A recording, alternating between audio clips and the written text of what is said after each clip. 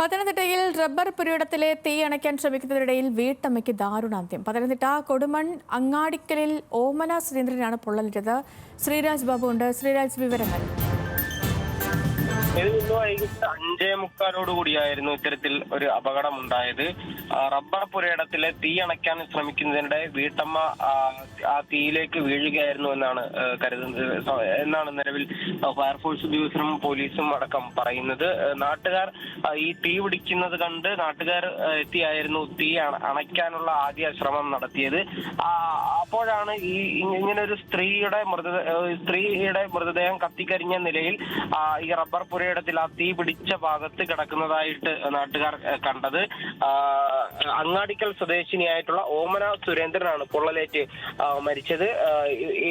നിലവിൽ പോലീസ് ഉദ്യോഗസ്ഥർ എല്ലാവരും തന്നെ സ്ഥലത്തെത്തി, ഫയർഫോഴ്സ് ഉൾപ്പെടെ സ്ഥലത്തെത്തി തീ പൂർണ്ണമായും അണച്ചിട്ടുണ്ട്. ഇവരുടെ മൃതദേഹം അവിടെ നിന്നും പുറത്തെടുത്തിട്ടുണ്ട്. ഇവരുടെ തന്നെ വസ്തുവിലെ റബ്ബർ പുരയിടമായിരുന്നു, അതിനായിരുന്നു തീ പിടിച്ചത്. അത് അണയ്ക്കാനുള്ള ശ്രമത്തിനിടെയാണ് ഇവർ തീയിലേക്ക് വീണത്. സേതു. ഓക്കെ ശ്രീരാജ്.